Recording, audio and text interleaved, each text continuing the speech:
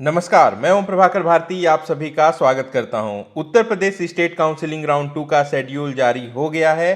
काफ़ी समय से आप कैंडिडेट मुझसे पूछ रहे थे, तो आइए जल्दी से डेट्स देख लेते हैं, फिर इससे जुड़ी हुई कुछ ज़रूरी जानकारी भी आपको दे दूंगा। तो सबसे पहले जो रजिस्ट्रेशंस हैं इनकी डेट 17 फरवरी सुबह 11 बजे से लेके 21 फरवरी रात के 12 बजे तक है। जो भी न्यू रजिस्ट्रेशंस होंगी उनके लिए डॉक्यूमेंट वेरिफिकेशन 18 फरवरी से लेके 22 फरवरी तक होगा। ध्यान दीजिएगा, जिनका रजिस्ट्रेशन पहले हो चुका है और डॉक्यूमेंट वेरिफिकेशन भी पहले हो चुका है, उन्हें दोबारा रजिस्ट्रेशन या फिर डॉक्यूमेंट वेरिफिकेशन कराने की ज़रूरत नहीं है।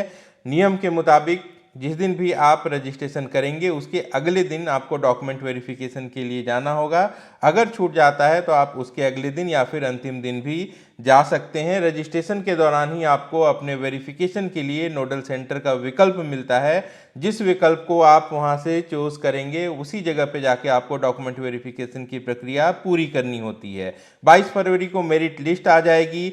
चॉइस फिलिंग जो है वो 4 मार्च दोपहर 2 बजे से शुरू होगी और 7 मार्च 2 बजे तक रहेगी। उत्तर प्रदेश की काउंसिलिंग में चॉइस लॉक करना ज़रूरी होता है, नहीं तो आपकी चॉइसेस ज़ीरो हो जाती हैं। तो इस बात का ध्यान रखेंगे।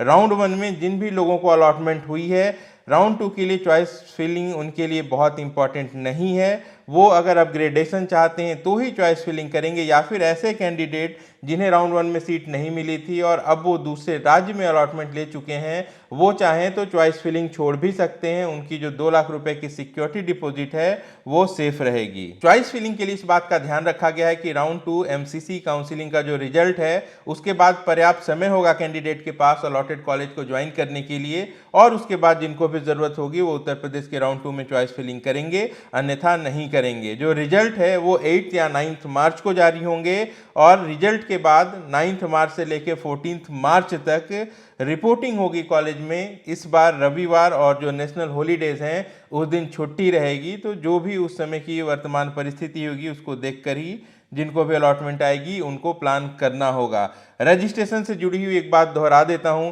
रजिस्ट्रेशन के लिए 2000 रुपीज़ का चार्ज जमा करना होता है, लेकिन ऐसे कैंडिडेट जो कि राउंड 1 में ऑलरेडी रजिस्टर्ड हैं उनको दोबारा रजिस्ट्रेशन करने की ज़रूरत नहीं है। ऐसे कैंडिडेट जिन्होंने राउंड 1 में रजिस्ट्रेशन किया था लेकिन डॉक्यूमेंट वेरिफिकेशन नहीं करा पाए थे, वो चाहें तो डॉक्यूमेंट वेरिफिकेशन जाके अपने पूर्व निर्धारित नोडल सेंटर पे करा सकते हैं। और ऐसे कैंडिडेट जिन्होंने अब तक उत्तर प्रदेश में रजिस्ट्रेशन ही नहीं किया था वो फ्रेश रजिस्ट्रेशन अभी इस समय सीमा के दौरान कर सकते हैं। डॉक्यूमेंट वेरिफिकेशन की प्रक्रिया पहले की जैसे ही रहेगी।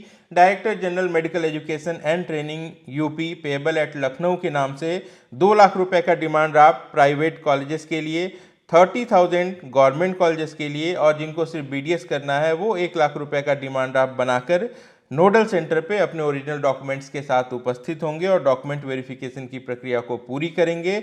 जिनका भी डॉक्यूमेंट वेरीफाई हो जाएगा वही लोग चॉइस फिलिंग के लिए पात्र माने जाएंगे। यहाँ पे एक बड़ा सवाल अपग्रेडेशन को लेकर भी है। बताना चाहूंगा कि राउंड 1 में जिन भी कैंडिडेट को सीट मिली है और वो एडमिशन ले चुके हैं उनके पास अपग्रेडेशन का ऑप्शन है। राउंड 2 में वो नई चॉइसेस डाल सकते हैं। हालांकि राउंड 2 में सीट्स कम होती हैं और कट ऑफ ज़्यादा चली जाती है राउंड 2 में।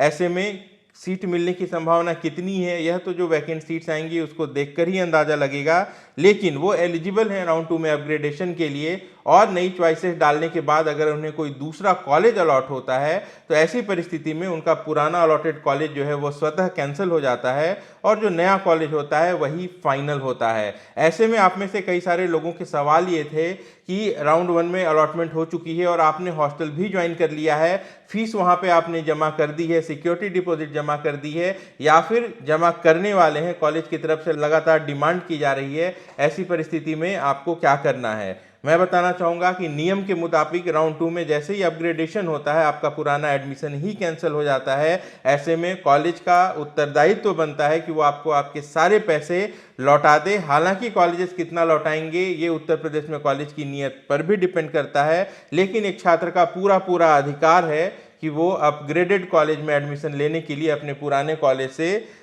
सभी राशि वापस ले सकता है। कुछ न्यूनतम कटौतियां होती हैं वो जेन्युइन है, मैक्सिमम 10% तक की बात होती है दूसरे राज्यों के अगर नियम को देखा जाए। हालांकि उत्तर प्रदेश में पहली बार ऐसा हो रहा है जब ऐसी परिस्थिति बनी है कि क्लासेस पहले शुरू हो रहे हैं और इसी बहाने से कॉलेजेस छात्रों पर दबाव डाल रहे हैं कि वो जल्दी से जल्दी आकर कॉलेज में एडमिशन की प्रक्रिया पूरी कर लें। ऐसे कैंडिडेट जिन्होंने राउंड 1 में डॉक्यूमेंट वेरिफिकेशन कराया था और उन्हें कोई भी सीट अलॉट नहीं हुई है, उनका जो जमा किया हुआ डिमांड ड्राफ्ट है वो राउंड 2 की काउंसलिंग के बाद वेबसाइट पे सूचना आएगी और उस सूचना के आधार पे तय समय सीमा में वो उसी नोडल सेंटर से जाके कलेक्ट करेंगे जहां पे उन्होंने डॉक्यूमेंट वेरिफिकेशन के समय वो ड्राफ्ट जमा किया था। ऐसे कैंडिडेट जिन्हें कॉलेज अलॉट हो गया है और जिन्होंने कॉलेज ज्वाइन भी कर लिया है, इनकी 2 लाख रुपए की जो सिक्योरिटी डिपॉजिट है वो इनके अलॉटेड कॉलेज के माध्यम से अगले 2-3 महीने में इन तक पहुंच जाएगी। तो इसके लिए आपको आपके कॉलेज के संपर्क में रहने की ज़रूरत है।